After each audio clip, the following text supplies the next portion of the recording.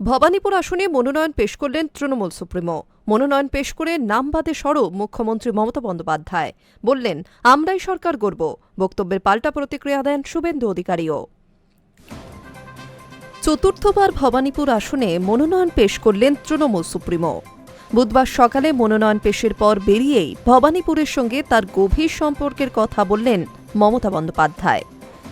তিনি বলেন, ভবানীপুরেই আমার ধর্ম কর্ম, এখানেই ছিলাম, আছি। ভবানীপুর আমার সবকিছু। বললেন, আমরাই সরকার গড়ব। সার্ভে বিল্ডিং চত্বর থেকে এসআইয়ের নাম বাদ নিয়ে ফের সরব হলেন মমতা বন্দ্যোপাধ্যায়। বললেন, আবার সুপ্রিম কোর্ট যাব। আপনাদের সকলকে বলি, আমি 365 দিন এখানে থাকি। আমার ধর্ম কর্ম বর্ণ আন্দোলন সবকিছুই ভবানীপুরকে ঘিরে।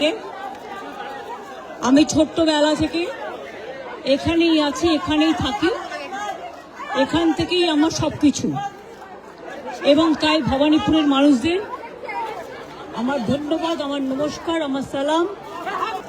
আমি আমার নমিনেশন যেমন ফাইল করলাম, আমি চাই আমার ভবানীপুর কেন্দ্রের সাথে সাথে 294টা কেন্দ্রেই আমাদের তৃণমূল কংগ্রেস এবং জোড়া ফুল তাদের প্রত্যেকটা প্রার্থীকে ভোট দেওয়ার জন্য আমি বাংলার মানুষকে অভিনন্দন জানাবো।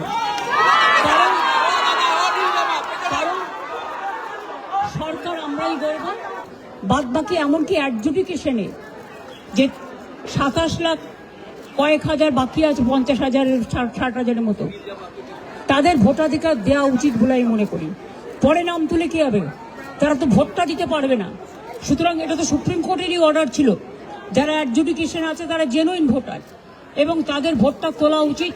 এটা সুপ্রিম কোর্টই বলেছিল যে তারা ট্রিব্যুনালে বাদবাকি লোকেরা যাবেন এবং ট্রিব্যুনালে সেটেলড হবে। তাহলে ফ্রোজেন করে দেওয়ার মানেটা কি? এটা আমার মাথায় ঢুকছে না। আমরা এটা নিয়ে আবার যাব, আবার বিচার চাইব। অন্যদিকে বেহালা পূর্বের বিজেপির প্রার্থী শঙ্কর শিকদারের মনোনয়ন জমা কর্মসূচিতে শঙ্কর শিকদারের সমর্থনে পৌঁছান শুভেন্দু অধিকারী। সেখান থেকে মমতা বন্দ্যোপাধ্যায়ের বক্তব্যের পাল্টা প্রতিক্রিয়া দেন তিনি। ওনার পার্টিও হারবে, উনিও আবার হারবেন, সেকেন্ড টাইম হারবেন।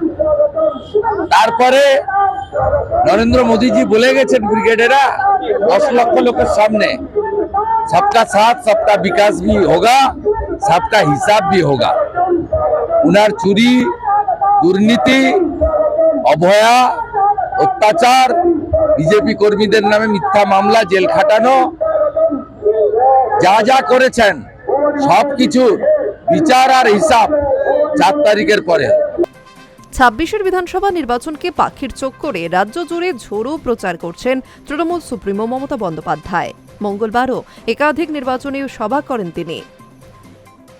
আগেই জানা গিয়েছিল 8 এপ্রিল মনোনয়ন পেশ করবেন মমতা বন্দ্যোপাধ্যায়। কালীঘাট থেকে মিছিল নিয়ে আলিপুরের সার্ভে বিল্ডিংয়ে পৌঁছাবেন তিনি। সেই মতোই এদিন সকাল 10:30টায় কালীঘাটের বাড়ি থেকে বের হন তৃণমূল সুপ্রিমো।